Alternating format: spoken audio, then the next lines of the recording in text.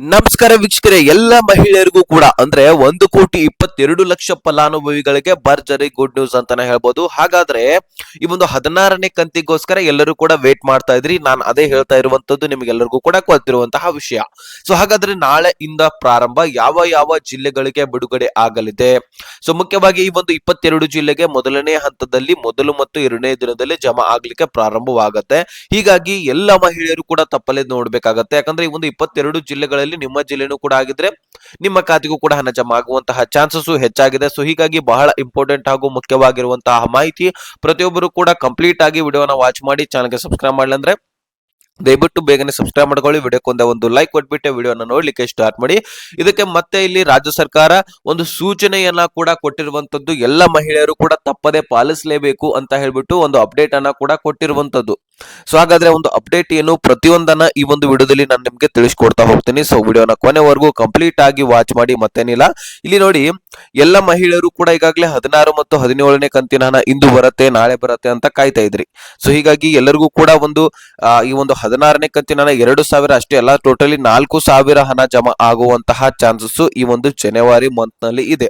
So Lakshmi Hebbalkar ಅವರು ಈಗಾಗಲೇ update ಕೊಟ್ಟಿರುವ ಪ್ರಕಾರ ಈ ಒಂದು 16ನೇ ಕಂತಿನ ಹಣ 1ನೇ ತಾರೀಕು ಹಿಡ್ಕೊಂಡು 15ನೇ ತಾರೀಕು ಕೂಡ ನಿಮಗೆ ಬಿಡುಗಡೆ ಆಗ್ಬಹುದು. ಅಂದ್ರೆ ಸುಮಾರು ಒಂದು ಕಂತಿನ ಹಣಕ್ಕೆ 15 ದಿನ ಆದ್ರೂ ಟೈಮ್ ಬೇಕಂತ ಹೇಳಿದ್ದಾರೆ. ನಿಮಗೆ ಹಂತ ಹಂತವಾಗಿ ಜಮಾ ಮಾಡ್ಲಿಕ್ಕೆ, ಒಟ್ಟಿಗೆ ಜಮಾ ಮಾಡಿದ್ರೆ ತಾಂತ್ರಿಕ ದೋಷ ಆಗತ್ತೆ. ಸೊ ಇದೆಲ್ಲನೂ ಕೂಡ ನಿಮಗೆ ಗೊತ್ತಿರುವಂತಹ ವಿಷಯ. ಸೊ ಹೀಗಾಗಿ ನಾವು ಕೂಡ ಸಹಕರಿಸಬೇಕಾಗತ್ತೆ. ಹಂತ ಹಂತವಾಗಿನೇ ಜಮಾ ಆಗ್ಲಿ ಬಿಡ್ಲಿ ಅಪ್ಪ ಅಂತ ಹೇಳ್ಬೇಕಾಗತ್ತೆ. ಯಾಕಂದ್ರೆ ಒಟ್ಟಿಗೆ ಜಮಾ ಆದ್ರೆ ಮತ್ತೆ ತಾಂತ್ರಿಕ ದೋಷ ಆಗಿ ಮತ್ತೆ ಈ ಒಂದು ಕಂತುಗಳು ಜಮಾ ಆಗೋದು ಮುಂದೂಡಲಾಗುತ್ತೆ. ಮತ್ತೆ ಒಂದು 4-5 ದಿನ ಡಿಫರೆನ್ಸ್ ಬರುತ್ತೆ. ಅವಾಗ ನೀವು ಕಾಯ್ತಾ ಇರ್ತೀರಾ, ಹೀಗಾಗಿ ಡಿಲೇ ಆಗತ್ತೆ. ಅದಕ್ಕೋಸ್ಕರ ಈ ಒಂದು 15 ದಿನ ಟೈಮ್ ತಗೊಳ್ತಾ ಇದ್ದಾರೆ. ಅದೇ ರೀತಿಯಾಗಿ 17ನೇ ಕಂತಿನ ಹಣ ಕೂಡ 15ನೇ ತಾರೀಕು ಹಿಡ್ಕೊಂಡು 30ನೇ ತಾರೀಕುವರೆಗೂ ಕೂಡ ಜನವರಿನಲ್ಲಿ ಟೋಟಲಿ 2 ಕಂತುಗಳಾಗಿ ನಿಮಗೆ 4,000 ಹಣ ಜಮಾ ಆಗಲಿದೆ.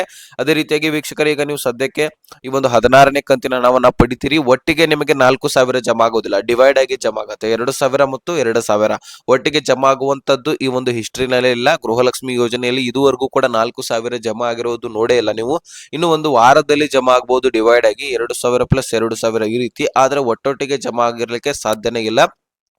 ಅದೆಲ್ಲನೂ ಕೂಡ ಪ್ರಾಬ್ಲಮ್ ಮತ್ತೆ ಕ್ರಿಯೇಟ್ ಆಗುತ್ತೆ ತಾಂತ್ರಿಕ ದೋಷದಿಂದ. ಸೊ ಅದಕ್ಕೋಸ್ಕರ ಆ ರೀತಿ ಜಮಾ ಮಾಡಲ್ಲ, ಹಂತ ಹಂತವಾಗಿ ಬಿಡುಗಡೆ ಮಾಡ್ತಾರೆ. ಸೊ ಇಷ್ಟು ನಿಮಗೆ ಇಲ್ಲಿ ಲಕ್ಷ್ಮೀ ಹೆಬ್ಬಾಳ್ಕರ್ ಅವರು ಅಪ್ಡೇಟ್ ಅನ್ನ ತಿಳಿಸಿಕೊಟ್ಟಿದ್ದಾರೆ. ಸೊ ನೀವು ಬಹಳಷ್ಟು ಜನ ಈಗಾಗಲೇ ವೇಟ್ ಮಾಡ್ತಾ ಇದ್ರಿ 16ನೇ ಕಂತಿನ ಹಣ ಜಮಾ ಆಗ್ಲಿಕ್ಕೆ. ಈಗ ನೋಡಿ, ದಿನಗಳನ್ನು ಕೂಡ ನಾನು ನಿಮಗೆ ಈಗ ಹೇಳಿದೀನಿ, ಈ ಡಿವೈಡ್ ಆಗಿ ಬರ್ತಾ ಇದಾವ ಅಂತ ಹೇಳ್ಬಿಟ್ಟು. ಸೊ ಇನ್ನು ಈ ಒಂದು ಗೃಹಲಕ್ಷ್ಮಿ ಯೋಜನೆಯಲ್ಲಿ ನೀವು ಬಹಳಷ್ಟು ಜನರು ಕೂಡ ಈಗ ಕಾಯ್ತಾ ಇರುವಂತದ್ದು, ಮತ್ತೆ ಈಗ ಒಂದು ಸೂಚನೆಯನ್ನ ಇಲ್ಲಿ ಒಂದು ಸರ್ಕಾರ ಕೊಟ್ಟಿರುವಂತದ್ದು.